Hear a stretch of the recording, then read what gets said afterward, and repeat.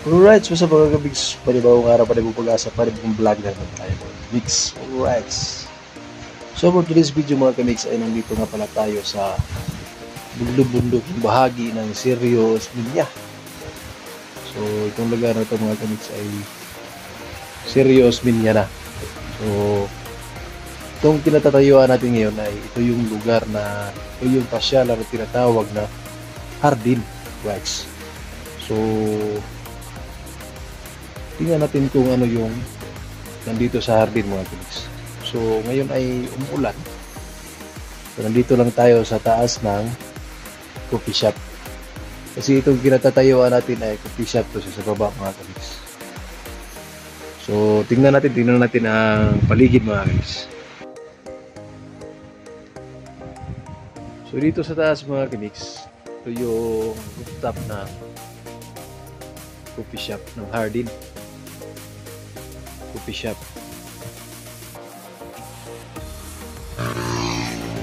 Mula rito sa taas ng Hardin,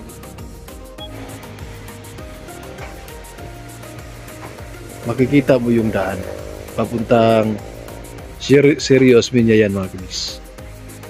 So itong area na to dati, ito yung tinatawag nilang Cloud9. Pasyalan noon na nasara kasi medyo may kunting problema. Kaya natin alam kung ano yung problema. Pero malapit ding magbukas na yan kasi may gagawin dyan na isang magandang pasyalan din. So, nakikita nyo yung ano na doon, yung parang kubo. Yan. Aabot dyan yung pasyalan soon at least. So itong daan na to, pabalik to sa Mutya. Yung taas, ano na yan, Binavista, Nueva Vista, yung tinatawag nilang Mansawan mga kamiks. So ayan, occidental na yan dyan. So dito na yung area ng Hardin. So, yung baba, mga cottages yan mga kamiks. Kung mag party, mag picnic kayo, dyan kayo.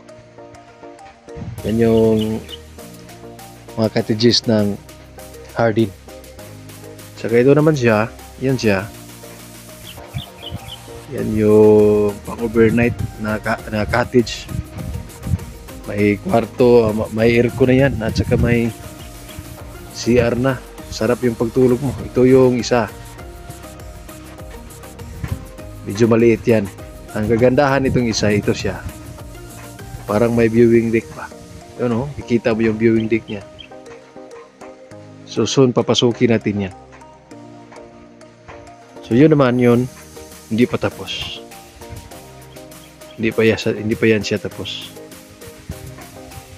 Saka may kunting ginagawa pa rin dito na yung mga flower arrangement. Yun. So yan, marami pang mangyayari dito sa Hardin mga guys. Yung mga bulaklak niya ka-arrange na. So yun yung pangalan niya. I love Hardin. I love Hardin. So nandito tayo sa rooftop ng coffee shop. So kung makikita mo yung paligid, itong paligid, minsan napupuno ito ng fog. Hindi minsan. Basta lalabas talaga yung fog, ano talaga. Magsi-zero visibility talaga rito. Itong daan, hindi mo na makikita masyado ito. Mawawala na yan.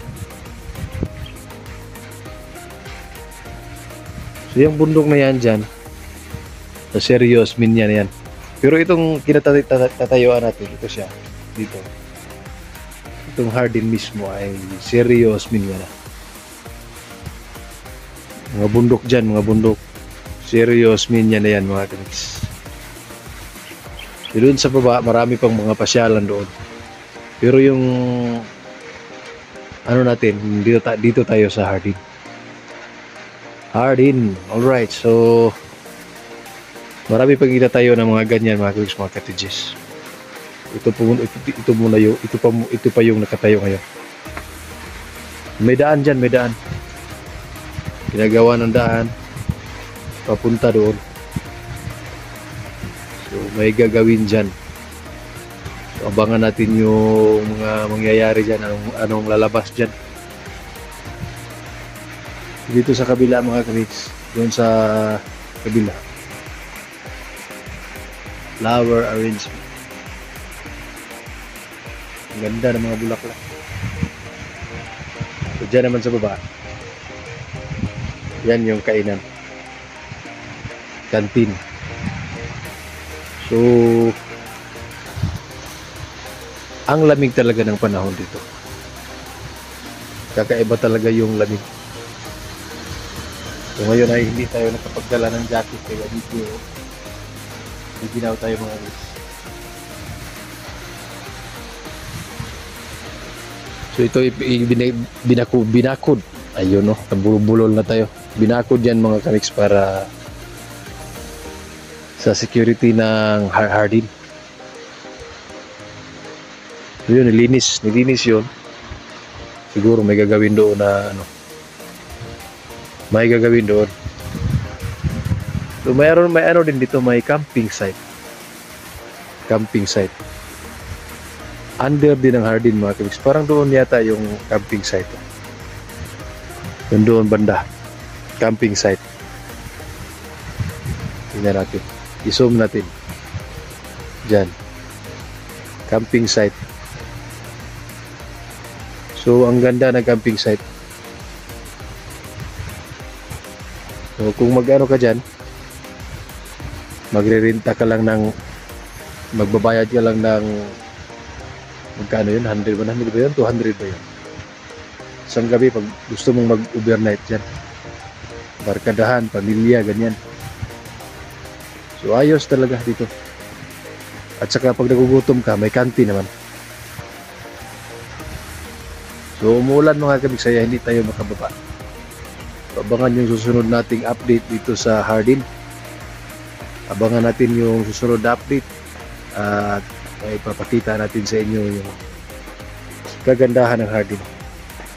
Pag pumunta ka dito, pwede ka mag-relax dyan, oh. Mag-relax ka dyan. Inom ka ng kape. Inom ka ng ano yung gusto mong inumin. So abangan mga kamiks yung susunod nating update sa Hardin. Papasokin natin yung kanilang cottage, kung ano yung itsura sa loob. Yan. At saka yun, papasokin natin. So, right. So, sa mga hindi pa po nakapag-subscribe dyan kay Alvin's Books Vlog TV, patuloy naman po yung notification bell at bell all na rin mga kamiks para updated kayo sa mga bago kong updates. So, right. Kita-kits. I love you all.